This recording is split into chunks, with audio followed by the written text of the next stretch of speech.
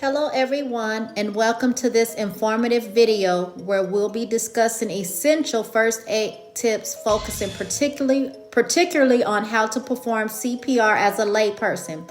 My name is Natasha Moore and I am a registered nurse with a master's degree and a specialization in medical and surgical practices. Today my goal is to share valuable knowledge that can empower you to take action in emergencies. First, let's talk about the importance of knowing first aid. Being equipped with the basic first aid knowledge can make a significant difference in critical situations. Emergencies can happen anywhere and to anyone, whether it's a loved one, a friend, or even a stranger. Knowing how to respond can save lives, and it can also help you feel more confident in handling unexpected situations.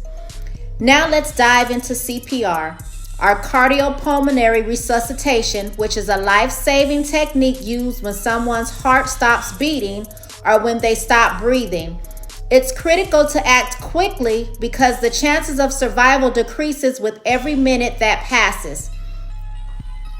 Before we begin, it's important to note that CPR has two main components: chest compressions and rescue breaths. However, if you're not trained or unsure about giving rescue breaths, it's perfectly okay to perform hands-on CPR, which involves just chest compressions. Hands-on CPR is effective and can help maintain blood flow until professional help arrives. This first step is to ensure the scene is safe for you and the victim.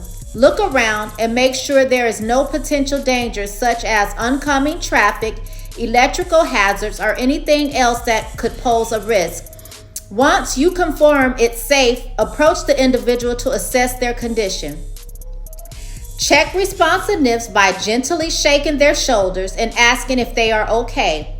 If they don't respond, call for help immediately. If you're alone, call emergency services or ask someone else to do so while you attend to the victim.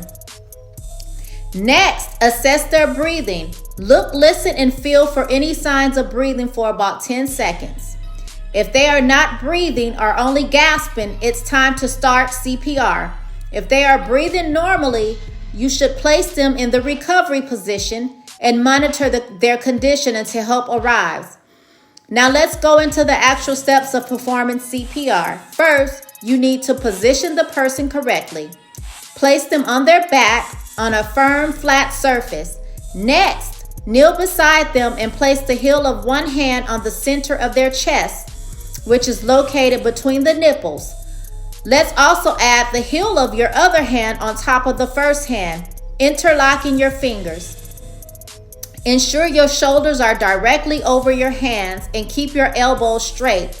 You want to use your body weight to push down hard and fast. Aim for a rate of 100 to 120 compressions per minute, which is about the same tempo as the popular song Staying Alive by the Bee Gees. The depth of the compression should be about 2 inches. After 30 compressions, you need to perform 2 rescue breaths if you are trained.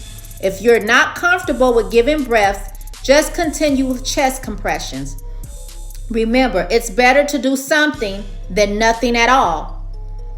If you are performing rescue breaths, first ensure the airway is open. You can achieve this by tilting the person's head back slightly while lifting their chin.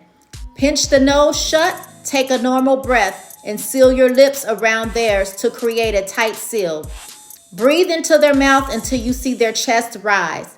This should take about 1 second. After giving the first breath, give another one in the same manner.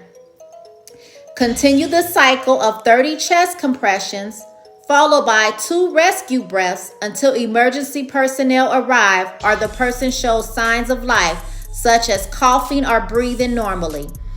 If you're physically exhausted and can't continue, don't hesitate to ask bystanders for assistance or just stick to hands-only CPR. It's also crucial to remember that everyone can perform CPR regardless of their training level. You are not alone when you find yourself in an emergency situation.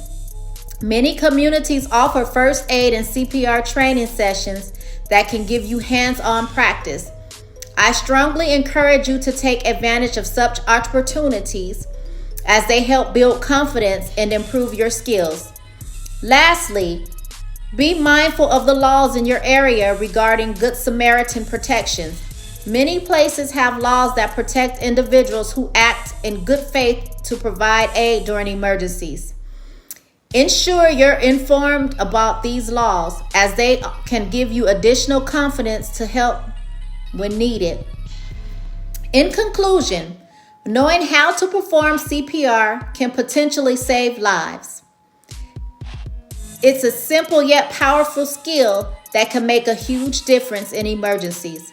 So remember the importance of assessing the scene, checking for responsiveness, calling for help, and knowing the steps to perform chest compressions and rescue breaths if needed.